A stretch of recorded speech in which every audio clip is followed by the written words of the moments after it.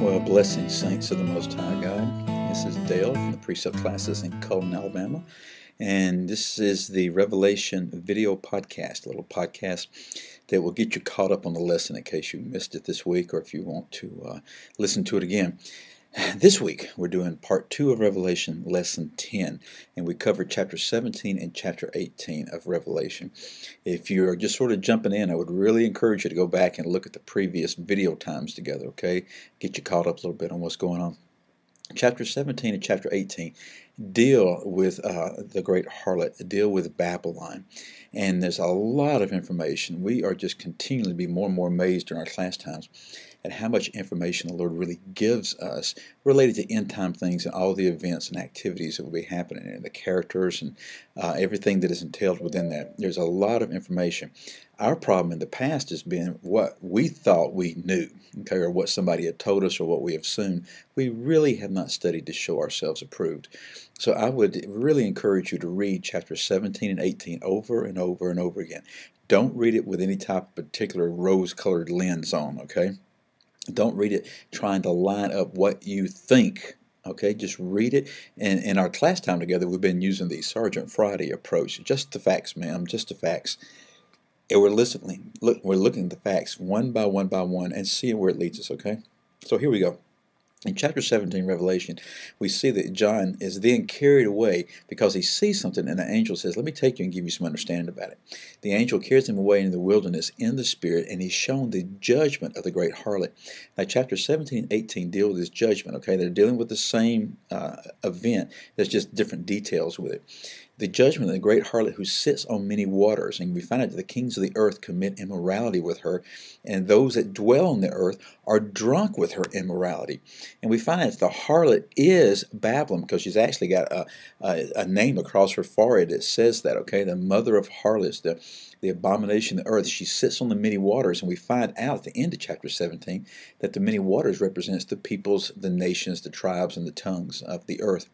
The woman is the great city. Now that right there is something that's really opened up some understanding to us. The traditional understanding of what Babylon is and who this woman is and all this kind of stuff, you can get in all sorts of arguments about it if you're not just looking and dealing with what the Scripture says. Our primary commentary on the Scripture is the Scripture.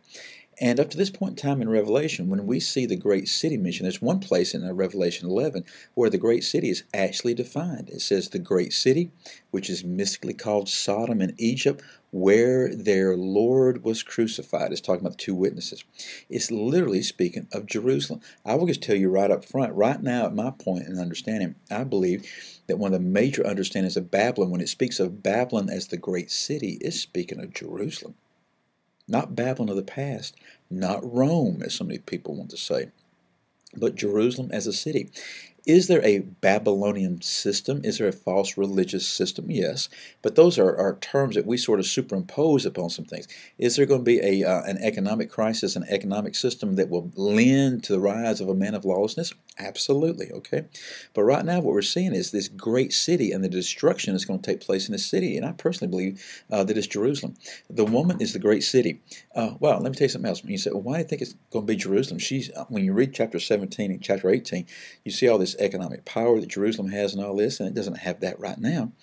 Not particularly, but don't forget that the man of lawlessness is going to arise, and he's going to sign a peace covenant with the nation of Israel, okay, with Jerusalem, the nation of Israel. And I believe that when he signs that peace covenant, that there is going to be tremendous prosperity and peace for a very brief period of time, and that all the activity economically of the world is going to be centered around that because that's going to be the center of peace, okay? So let's pick up chapter 17 again. The woman is the great city. She reigns over the kings of the earth, and what John is seeing right here, he sees this woman sitting on the beast with 7 heads and 10 horns. Now he wonders about this, and the angel says, let me explain this to you. And the angel says the 7 heads are 7 mountains. Okay? Now, a lot of times people will get caught up in some debate, and they'll say, oh, that means that the city sits on 7 hills, etc., etc. It's not necessarily a geographical thing, because if you read what it says next, It tells us what it means. The 7 heads are 7 mountains, and these 7 mountains are 7 kings. So the mountains are kings. It's not talking about necessarily a geographical type of situation, but it's talking about kings or kingdoms. And he tells them that 5 of these kings have already reigned, and he's speaking of the time when John had received this revelation. 5 of these kings had already reigned. One is, in other words, when John was writing, and there's another one that's not yet come, but when he comes, it's going to last a little while.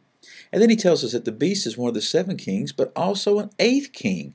And if this beast, that this woman is riding, he was and is not, and is about to go to destruction. And what he's saying right there is that this king has existed before, and he died, but he's going to be brought forth again. In other words, there's going to be, maybe for lack of a better term, a false resurrection. Not necessarily going to be false, because it's going to be brought back. Everybody's going to think it's a wonderful, marvelous thing, and some people actually point and believe that it's the Lord himself that did this, but it's not. It's going to be the enemy that does it. So he says these 10 horns are 10 kings. They receive a kingdom with the beast for 1 hour. And they have one purpose, and their one purpose is to give their power and authority to the beast. After their purpose is done with, and God is the one who controls all this. You see at the end of the 17th chapter, the Lord is the one who controls every bit of this, okay? After all this has occurred, they turn on the harlot and make her desolate, and they burn her, and they actually burn her flesh, okay? They war with the Lamb, but the Lamb overcomes them. And there's all sorts of things that you find out of Babylon, about Babylon through these 2 chapters right here. She sits on the back of this beast, and she controls the entire earth for 3.5 years. She reigns over the kings of the earth, sits on the people, and that she's literally drunk with the blood of the saints and the witnesses, and the city is very much anti-God. And see, that's what it goes against our Western sensibility sometimes, thinking, could Jerusalem be the one that is anti-God? Just pay attention to the news, and you'll see what's going on in the midst of the whole thing. When you get to the 18th chapter, you find out that what is going on here, it focuses on the economic aspect of the city, and all through here you see this phrase saying, woe, woe is Babylon the Great, woe, woe the great city, and the absolute collapse and the destruction of the wrath of God being poured out upon the city. You see that the wrath of God is poured out with the 7th bowl upon the city of Babylon. You see that in chapter 16.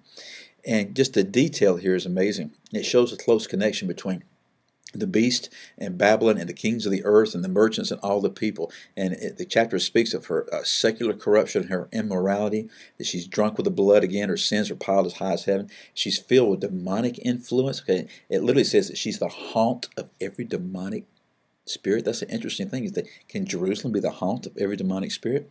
I say, yeah. One of the reasons that I believe this is happening is because she is literally leading the world into false worship.